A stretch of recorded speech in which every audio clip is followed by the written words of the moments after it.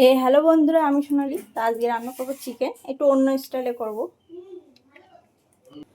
চিকেনটাকে ধুয়ে নিয়েছি, তেল গরম হয়ে গেছে, দিয়ে দিচ্ছি শুকনো লঙ্কা, এর মধ্যে দিয়ে দিচ্ছি বেশ পরিমাণ মতন পেঁয়াজ, এর মধ্যে দিয়ে দিচ্ছি রসুন। পেঁয়াজ রসুনটা প্রায় ভাজা হয়ে গেছে, এবার দিয়ে দিচ্ছি মাংসের পরিমাণে জিরে,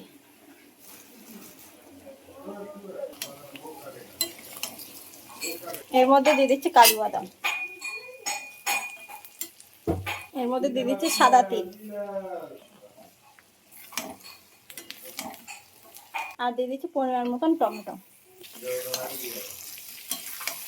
এবার এটাকে একটু ভেজে নেব। ভাজা হয়ে গেছে গ্যাসে, এবার এটাকে ঠান্ডা করে তাই মিক্সিতে বেটে নেব। আমি তেলটা ছেঁকে তুলে নিচ্ছি, এর মধ্যে দিয়ে দিচ্ছি আদা বাটা। আদাটাকে বাটা ছিল আমার, ওর জন্যে এর মধ্যে দিইনি, তো আদাটাকে এর মধ্যে আমি একটা জিনিস দিতে ভুলে গেছিলাম, গোটা গরম মশলা, সেটাকে দিয়ে দিলাম। চলে এসছে আবার রান্না করতে, তেলে দিচ্ছি লবণ, আলুগুলো ভেজে নেব। আলুগুলো ভেজে তুলে নিয়েছি, এবার সেই তেলে দিয়ে দিচ্ছি শুকনো লঙ্কা তেজপাতা ফোড়ন, আর দিয়ে দিচ্ছি জিরে ফোড়ন। এবার তুলে দিচ্ছি চিকেন।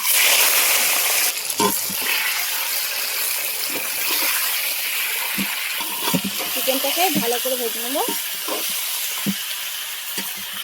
মাংসগুলো হালকা হালকা করে ভেজে নিয়েছি, এবার যে মশলাটা করে গেছিলাম সেই মশলাটাকে দিয়ে দিচ্ছি।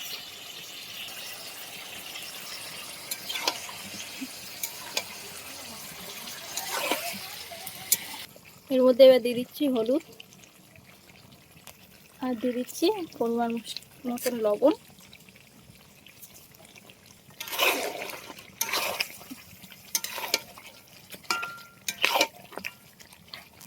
এবার দিয়ে দিচ্ছি আলু।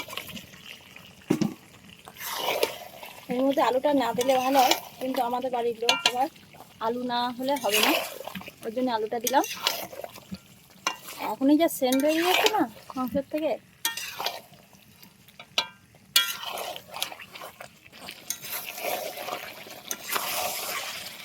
আমার কষানো হয়ে গেছে, তেল ছেড়ে দিয়েছে। এবার দিয়ে দেবো পরিমাণ মতন জল। এটা শুধু ঠান্ডা জল দিলে হবে না, দিতে হবে গরম জল। একটু কষাও তুলে নিয়েছি খাওয়ার জন্য, জল দিয়ে দিয়েছি। আজ কিন্তু কড়াটা একটু কাত করে বসানো যায়, কারণ এই পাশে হাঁড়িটা একটু বড় ভারী বসানো আছে, ওই জন্য কড়াটা সোজা করে বসানো যায়নি, একটু কাত করে বসাতে হয়েছে। আমার মাংস রান্না পুরো কমপ্লিট। মাংসটাকে ঢেলে নিয়েছি গামলাতে,